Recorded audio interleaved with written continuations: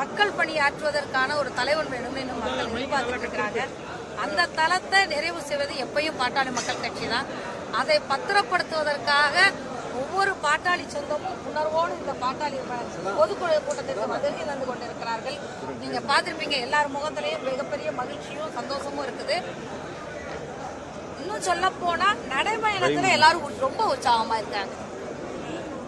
நடைபயணம் வெறுமனே இன்னைக்கு யாரையோ பத்தி பேசுறதோ வேற கட்சியை பத்தி பேசுறதோ இல்லாம தலைவர் மக்களுடைய அந்தந்த பிரச்சனைகள் குறித்தும் அதற்கான தீர்வுகள் குறித்தும் அழகா பேசிக்கிறாரு. அது ரொம்ப முக்கியம்னு பாக்குறோம்.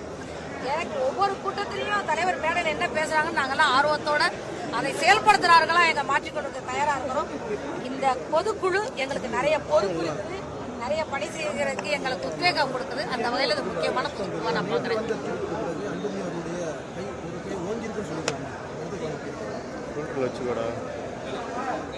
எப்பயுமே மக்கள் பணியாற்றுவதில் தலைவர் அன்புமணி ராமதாஸ் அவருடைய கை ஓங்கிதான் இருக்குதுன்னு நாங்கள் நம்புறேன்.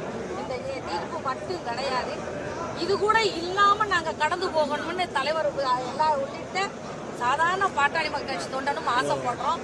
மருத்துவர் ஐயாவை நாங்க எல்லாருமே உயிரா நேசிக்கிறோம். சில தடங்கல்கள் நடந்துட்டு இருக்கு, அது எல்லாம் நாங்க கடந்து மீண்டு வருவோம். சமரச பேச்சுவார்த்தைக்கான வாய்ப்பு இந்த பொதுக்குழுல எதிர்பார்க்கலாம். இந்த பொதுக்குழு நாங்கள் என்ன மக்கள் பணியாற்றுவோம் போகிறோம் என்பதற்கான திட்டமிடல் தான்.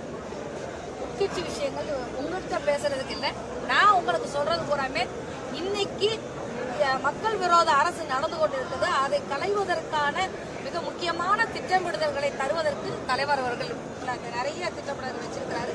அதை நாங்கள் கையேந்துறதுக்கு தான் காத்திருக்கிறோம். கட்சியுடைய பெரும்பான்மை நிர்வாகிகள் எல்லாருமே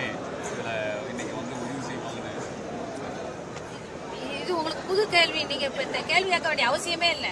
நடைபயணத்திலேயே நீங்க எல்லாரும் பாக்குறீங்க, யாரும் எதுவும் ஏற்ற வேண்டிய அவசியம் இல்லாம எல்லா இடத்துலையும் மக்கள் தன்னார்வத்தோடு, இன்னும் சொல்ல போனா சித்திரை முழுநிலவு மாநாடே எல்லாத்தையும் நிரூபிச்சிருச்சு.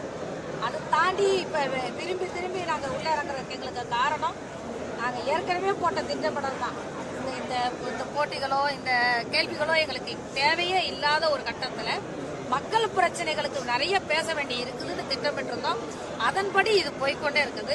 தலைவர் அவர்களை பொறுத்தவரை மக்கள் பணியில், மக்களுக்கான பிரச்சனையில், மக்களுக்கான தீர்வில் நாளைக்கு ஆட்சியில் இருந்தால் என்னெல்லாம் நாங்கள் செய்ய நினைக்கிறோமோ அதையெல்லாம் செய்து முடிவதற்கான திட்டமிடுதல்களை அவரும் மட்டுமல்லாமல் எங்களுக்கும் கொண்டு வந்து சேர்ப்பதற்கான பொதுக்குழுவாக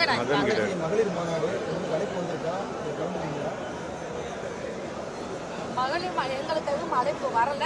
எங்களை பொறுத்த வரைக்கும் தலைவர் எங்களுடைய கருத்து ஏற்பட்டபடி எங்களுக்கு யாருமே விரோதம் இல்லை, எதிர்கட்சி கூட எங்களுக்கு விரோதம் இல்லை. அந்த சம்பவங்கள் மட்டும்தான் எங்களுக்கு விரோதம். அதை மாற்றிக்கணும் தான் நாங்க கேட்கணும். யாருமே விரோதம் இல்லை. சிலர் அப்படி நினைச்சாங்கன்னா நாங்க அதை மாற்றுவதற்கு நாங்கள் சரியான மக்கள் பணியில் இருக்கிறோம், நீங்களும் விரும்பத்தெழுந்த ஆளாக இருக்கிறோம் என்பதை நிரூபிக்க வேண்டிய கடப்பாடு எங்களுக்கு அதிகமாக சூழல்களை பொறுத்துங்க. நேற்று தீர்ப்பு வந்ததுக்கு அப்புறம் அன்புமணி அவர்கள் சமூக வலைதளத்தில் இஸ்தலத்தில் நீதி அறம்னு ஒரு கோட் எப்படி எடுத்துக்க முடியும்? ஏன்னா தந்தை அவர்கள் வழக்கு தொடர்ந்ததுக்கான தீர்ப்பு நேற்று நாங்க மருத்துவர் ஐயா வழக்கு தொடர்ந்ததாகவும் அவரும் தந்தை அவர் வழக்கு நீங்க என்னிட்ட கேட்டீங்கன்னா நான் மகன் தந்தை இதை பேச மாட்டேங்க. நான் கட்சியோட பொருளாளர், அப்போ கட்சியோட அடிப்படையில இருந்து தான் நான் பேசுவேன். எங்களை பொறுத்த வரைக்கும் இது சில தூண்டுதல்கள்லாம் நடத்தப்படுகிறது. ஐயாவின் வயோதிகத்தை பயன்படுத்தி கொண்டிருக்கிறார்கள். நாங்கள் ஐயாவை கையேந்தவும் அரவணைக்கும் நாங்கள் காத்திருக்கிறோங்கிறத ஊடகங்களுக்கு தெரியாதது ஒன்றும் இல்லை. நான் திரும்பியும் சொல்றேன், நாங்கள் இதில் ஆக்கப்பூர்வமான பணியை பற்றி பேசுறதுக்கு தயாராக இருக்கிறோம். நாங்கள் இது பத்தி பேசுறதுக்கு தயாராக. நன்றி.